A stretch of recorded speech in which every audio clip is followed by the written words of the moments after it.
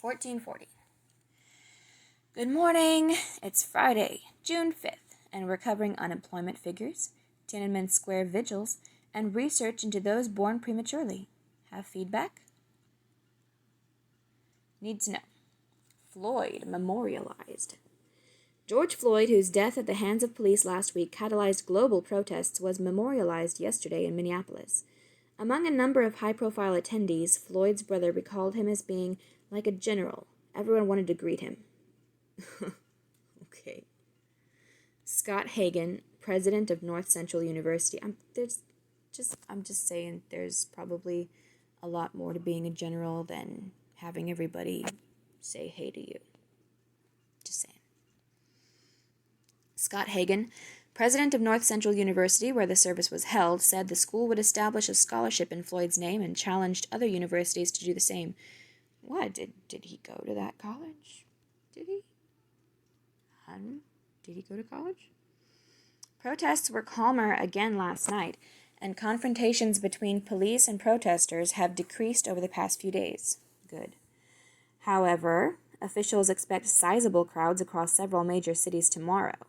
In particular, large demonstrations are expected in Washington, D.C., where hundreds of National Guard troops from around the country have arrived to support local police. Separately, the New York Times defended its decision to publish an op-ed by Senator Tom Cotton, arguing for the deployment of active duty troops to help quell protests. Good for you, New York Times. Try to be objective, yes. At least try. The piece refers to the Insurrection Act of 1807, which President Trump has threatened to invoke, allowing the use of federal forces to enforce laws. As of this morning, the act had not formally been invoked, and active duty troops have not been deployed, though some were relocated near Washington, D.C. Yesterday's memorial was the first in a string of events honoring Floyd, who will be buried in a private service in Houston Tuesday. See, this is exactly what Candace Owens was talking about. This is not necessary. What did he do to deserve all of this? He didn't do anything to deserve all of this, is the answer. He died. In a horrible way. Yes, it should not have happened. But that's it. Just because he died after being kneeled on by a white guy. What you're doing right now is you're honoring the skin color of the person most likely responsible for his death. 43 million jobs. Nearly 1.9 million Americans made initial unemployment claims last week, bringing the total number of new claims made during the pandemic to almost 43 million. While marking the ninth straight week of declining job losses, the figure is still historically large. Before the pandemic, the U.S. was averaging 200,000 initial claims per week. Analysts say the high numbers reflect the cascading effect of the coronavirus-induced economic crisis. Coronavirus-induced. I think you mean panic-induced. I think you mean overreaction-induced. I think you mean fucking stupidity-induced economic crisis. The only crisis that we have had this year is the economy crisis. That's it. Possibly now the riot crisis. But, Continuing claims, workers who have been collecting unemployment for at least 2 weeks, a clearer picture of current unemployment, rose by 650,000 to 21 million total. Almost 15% of the U.S. labor force currently collects unemployment benefits, a number that does not include self-employed and gig economy workers currently covered under a temporary relief program. The May jobs report due out today is expected to show unemployment near 20%. Separately, Dr. Anthony Fauci, the administration's top expert on the crisis, said local officials should consider how to reopen schools for the fall. Oh, really? They should start considering that now? Fauci said whether any individual school should reopen must depend on local infection rates. I don't know why they listen to him so much. He's not an elected official. He's one of those experts, yes, one of those experts that people were supposed to be listening to, but not actually allowing to make any big decisions. You listen to them and then you use your own common sense and knowledge of your country and your economy to figure out the best course of action for everybody, not just the old and sick. The U.S. had reported 1.87 million coronavirus cases, with 108,211 deaths as of this morning. Deaths rose by 1%, another 1%, since yesterday morning. See the moving 3-day average here. Well, the moving 3-day average is 1% every fucking day. So the average of that is what, 1? Have more questions? Check out our expert-curated coronavirus resource page. Tiananmen Vigil.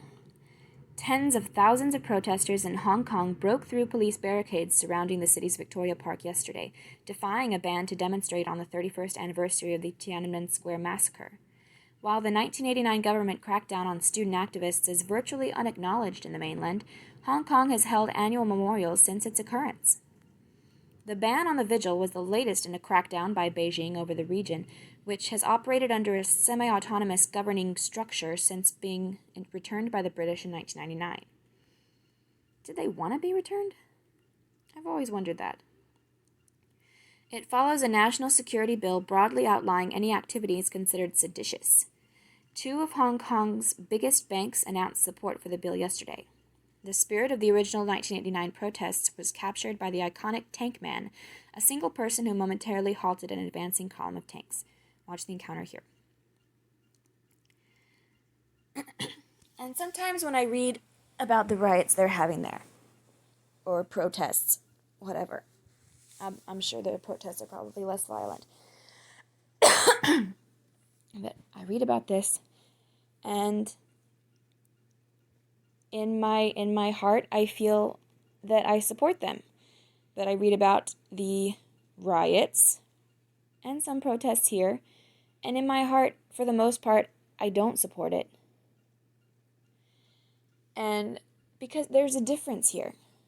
In Hong Kong, they want the freedoms that we already have here.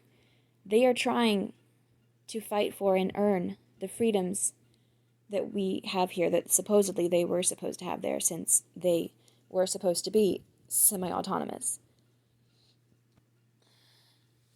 And here, it is different. For one thing, all of the bad behavior. People are being killed because you don't like that somebody was killed. Multiple people, multiple innocent people are being killed because you don't like that a criminal was killed. That's not right. That doesn't make sense. That's so stupid.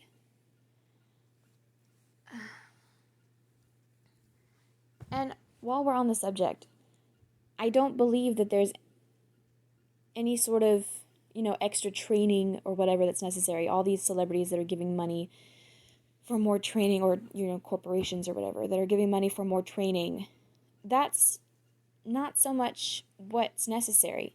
What's necessary is to just enforce already existing rules and laws about how to fucking treat people.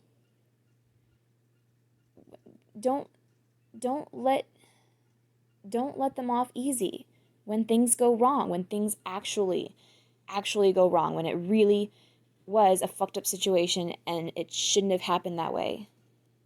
Then don't let them off easy. When black people and when white people are killed, when Asian people are killed, I don't know if that ever happens. Do cops ever kill Asian people? I don't know. We never hear about it, so how the fuck would I know? And yes, accountability. Having accountability. Other officers have to keep other officers accountable. Officers have to keep each other accountable. Like, seriously so. Not just saying, hey, you shouldn't do this. That's what I'm saying. Stuck inside? It's time to escape. Escape the room, that is. But Puzzle Break isn't just any old escape room. It's a virtual escape room experience. Its real-time, live-streaming platform combines challenging puzzles, fun themes, teamwork, and brain power to create a unique social experience, all from the comfort of your own home.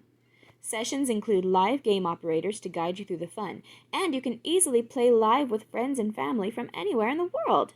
It's perfect for corporate events, camps, schools, fundraisers, or just a night out or in. 1440 readers get an extra discount, $3 off per player with code 1440. Reserve your spot today and escape the room this weekend. Please support our sponsors while you are sacrificing your immune system to the gods of social distancing? In the know, sports, entertainment, and culture. NBA Board of Governors approves 22-team restart plan in 29-1 vote. The season is set to resume July 31st, with all games being played at Disney World in Orlando, Florida. Kanye West donates $2 million to families of George Floyd, Ahmaud Arbery, and Breonna Taylor, and pays college tuition for Floyd's daughter. Oh, isn't that nice? That's in addition to the $2 million? Jeez. I don't know why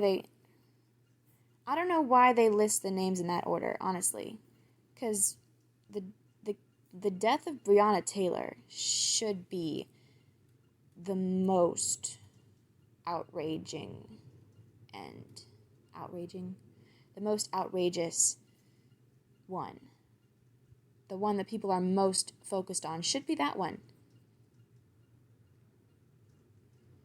YouTube star Jake Paul, who has 20 million subscribers on his channel, charged with trespassing at an Arizona mall that was being looted following protests last week. Science and technology. New imaging technique allows scientists to see the individual atoms of proteins for the first time. Cryo-electron microscopy can allow unprecedented understanding of how single proteins function. What are proteins anyway? Top medical journal The Lancet retracts study that raised safety concerns around the use of hydroxychloroquine for COVID-19. I'm so glad that they're putting this here. Follows a separate study showing the antimalarial drug does not prevent coronavirus infections any better than a placebo.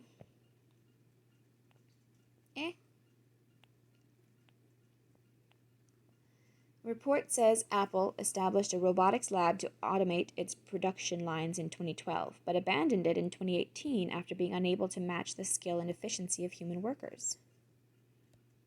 Okay. Why is that being talked about now?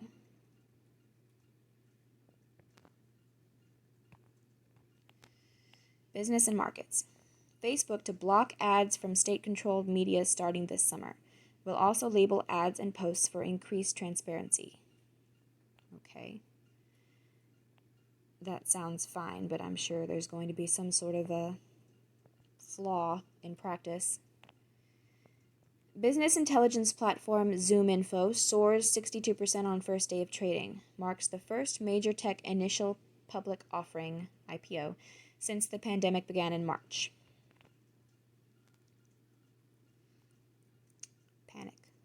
Since the panic began in March. Apparel retailer Gap reports nearly $1 billion quarterly loss from panic store closures. Stock down more than 5%. Workplace communication platform Slack delivers 50% revenue growth over last year, but stock falls over 15% in after-hours trading. Politics and world affairs. Michael White, a U.S. Navy veteran detained in Iran since 2018, will be released. In exchange, the U.S. will let an Iranian-American scientist visit family in Iran. Cool. Russia declares state of emergency after giant diesel oil spill at a remote Arctic power plant. Spill releases 17,000 tons of oil into a river, nearly half the size of the 1989 Exxon Valdez ocean spill. That's a fuck ton of oil. Maybe that'll help with the oil crisis, with the prices. Maybe. Filipino President Rodrigo Duterte set to sign anti-terrorism bill that critics say would classify dissent as terrorism. Bill would allow authorities to detain police without warrants and arrest those criticizing people. Authorities to detain people without warrants and arrest those criticizing the government on social media. Poor Philippines. You poor, poor Filipinos. In depth. The argument for de-escalation from 538. Qualitative evidence suggests de-escalation strategies reduce violence during protests. So whatever happened to the model of negotiated management? This sounds interesting. De-escalation keeps protesters and police safer. Departments respond with force anyway. Oh, so we're crapping on police departments. This article was published in partnership with the Marshall Project, a nonprofit news organization covering the U.S. criminal justice system. Alright, well, this looks long. So, I will just share the link.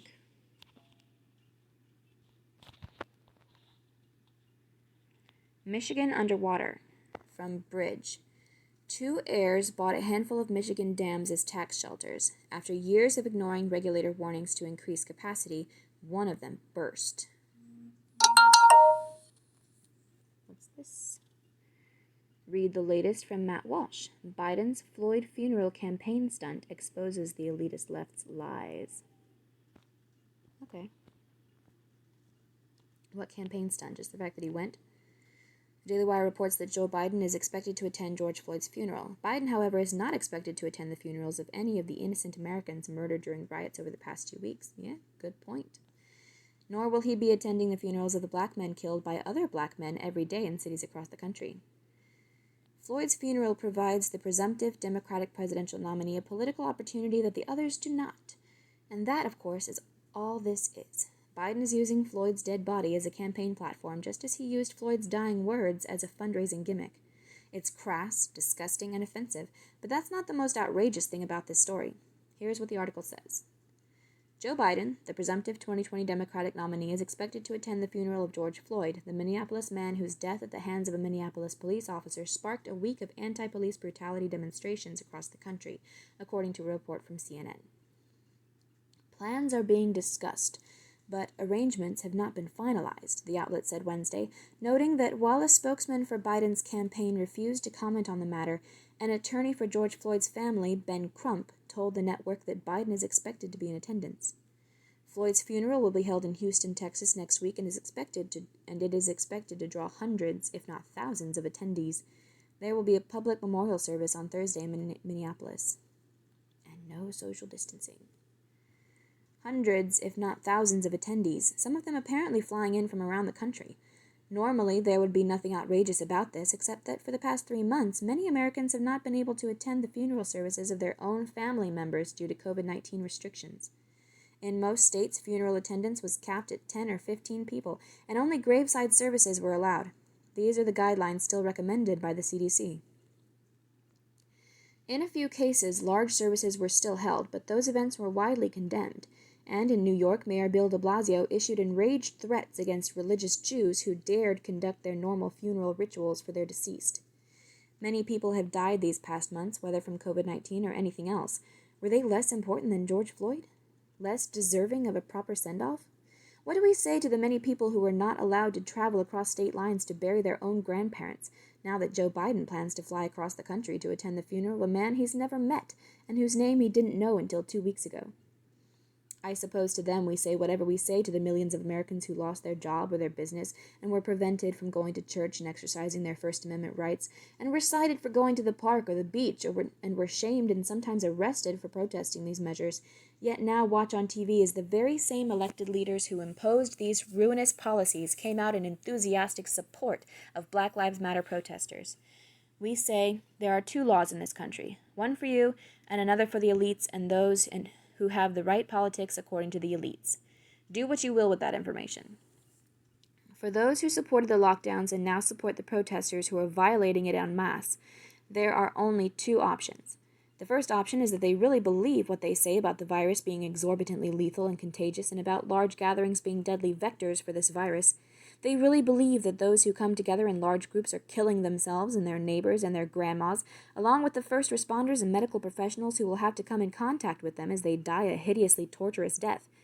If this is the case and they believed all of that and still believe it, then they are psychotics cheering as thousands of Americans, many of them black, commit mass suicide and genocide in one fell swoop. They do not actually think that Black Lives Matter because they are happy to see so many Black lives sacrificed for the sake of sending a political message. They think that the protesters are indeed killing Grandma, but they also think that it's okay to kill Grandma for a good cause. They are murderous, bloodthirsty maniacs. That's one option. The second option, and there is no third, is that they never actually believed what they said about the virus. All of that grandma killer stuff, all of that you must stay inside or millions will die stuff was a charade, an act meant to terrify and control the masses. They didn't think you were a suicidal nihilist for wanting to go to work, but they called you that anyway because they will say anything and use any scare tactic to achieve whatever end they desire.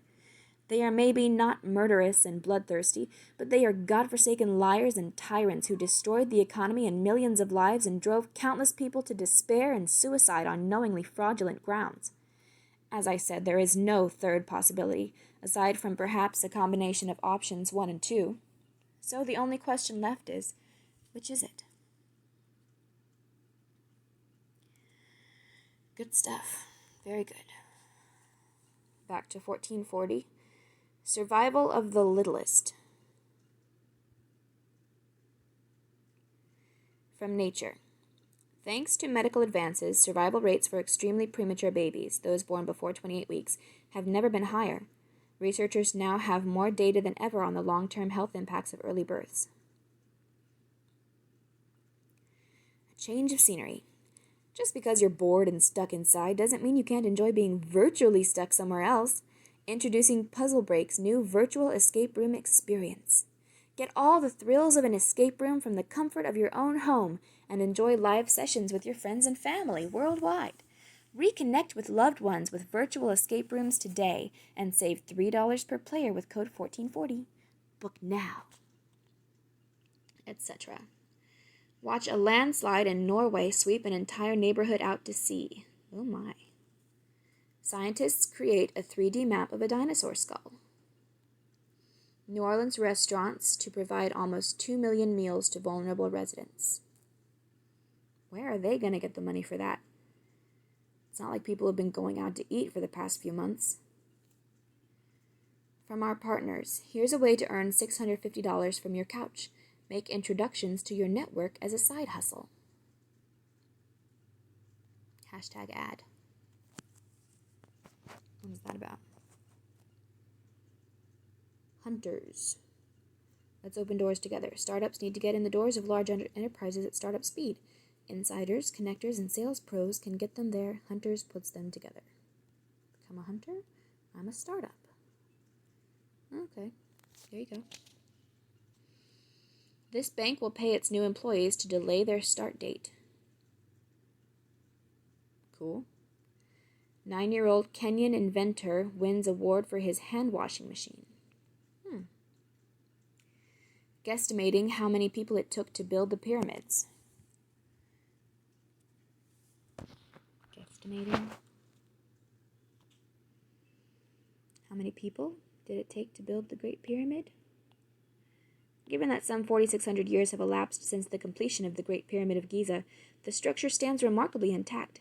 It is a polyhedron with a regular polygon base. Its volume is about 2.6 million cubic meters, and its original height was 146.6 meters, including the lost pyramidion, or capstone. We may never know exactly how the pyramid was built, but even so, we can say with some confidence how many people were required to build it. We must start with the time constraint of roughly 20 years, the length of the reign of Khufu, the pharaoh who commissioned the construction. He died around 2530 BC. Herodotus, writing more than 21 centuries after the pyramid's completion, was told that that's 2530 years before Christ, by the way, was told that labor gangs totaling 100,000 men worked in 3-month spells a year to finish the structure in 20 years. In 1974, Kurt Mendelssohn, a German-born British physicist, put the labor force at 70,000 seasonal workers and up to 10,000 permanent masons. These are large overestimates. We can do better by appealing to simple physics. The potential energy of the pyramid, the energy needed to lift the mass above ground level, is simply the product of acceleration due to gravity, mass, and the center of mass, which in a pyramid is 1/4 of its height. The mass cannot be pinpointed because it depends on the specific densities of the Tora limestone and mortar that were used to build the structure. I am assuming a mean of 2.6 metric tons per cubic meter. Why are you assuming? Don't you know that when you assume, it makes an ass out of you and me? Hence a total mass of about 6.75 million metric tons. That means the pyramid's potential energy is about 2.4 trillion joules. To maintain his basal metabolic rate, a 70-kilogram, 154-pound man requires some 7.5 megajoules a day. Steady exertion will raise that figure by at least 30%. About 20% of that increase will be converted into useful work, which amounts to about 450 kilojoules a day. Different assumptions are possible, but they would make no fundamental difference. Dividing the potential energy of the pyramid by 450 kilojoules implies that it took 5.3 million man-days to raise the pyramid. If a work year consists of 300 days, man-day, I like that. It's so sexist, man-day. What are the woman days? Do women have days? Woman day? No, they're man days. I know, I'm being silly. Whatever. If a work year consists of 300 days, that would mean almost 18,000 man years. Oh, there are man years! Which, spread over 20 years, implies a workforce of about 900 men. Sweat equity. Sheer human muscle can raise a great pyramid because most of the mass is near the bottom, and the work can be divided among thousands of people and distributed over decades. It was thus no great drain on national resources, and think of the spin-off effects. We should do that now. We should build pyramids now. Set all those rioters to work building pyramids. They would get a sense of accomplishment, and we would get pretty monuments to whatever their cause was. A similar number of workers might be needed to place the stones in the rising structure and then to smooth the cladding blocks. Many interior blocks were just rough cut. And in order to cut 2.6 million cubic meters of stone in 20 years, the project would have required about 1,500 quarrymen working 300 days a year, not man days, and producing 0.25 cubic meter of stone per capita. The grand total of the construction labor would then be some 3,300 workers. Even if we were to double that number to account for designers, organizers, and overseers, and for labor needed for transport, tool repair, the building and maintenance of on-site housing, and cooking and laundry work, the total would be still less than 7,000 workers. During the time of the pyramid's construction, the total population of the late Old Kingdom was 1.5 million to 1.6 million people, and hence such a labor force would not have been an extraordinary imposition on the country's economy. The challenge was to organize the labor, plan an uninterrupted supply of building stones, and provide housing, clothing, and food for labor gangs on the Giza site. In the 1990s, archaeologists uncovered a cemetery for workers and the foundations of a settlement used to house the builders of the two later pyramids at the site, indicating that no more than 20,000 people lived there. That an additional 2 pyramids were built in rapid succession at the Giza site, for Khafre, Khufu's son, starting at 2520 BC, and for Menkaure, starting 2490 BC, shows how quickly early Egyptians mastered the building of pyramids. The erection of those massive structures became just another series of construction projects for the Old Kingdom's designers, managers, and workers.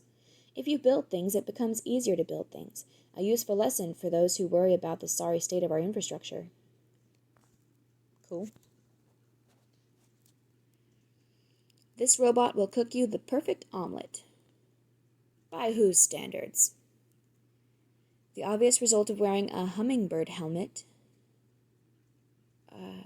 Okay. Clickbait. It's been a tough year so far. Enjoy this giggling fox. Oh, I love foxes. Okay, this time I'm clicking on the clickbait. Clicking on the clickbait. I hate myself. Please take a break from scrolling to enjoy this. Hi. Where's Finnegan? Where is he? There he is. Oh my goodness. Let's go see Finnegan. Oh my gosh, it's Finnegan Fox. Hi.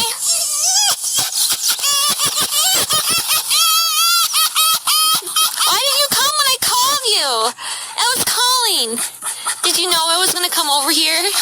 Did you? How did you know? How did you know? Because I love you so much. Yeah?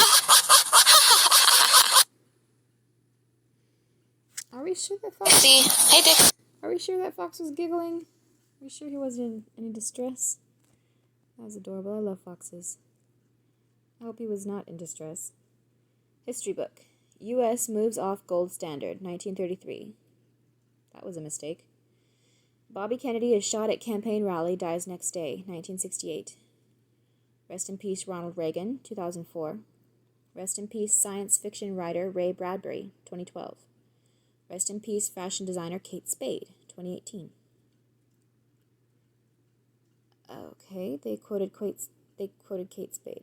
If you're as honest and fair as you can be, not only in business but in life, things will work out. All right, that's a nice quote. They could have quoted Ronald Reagan.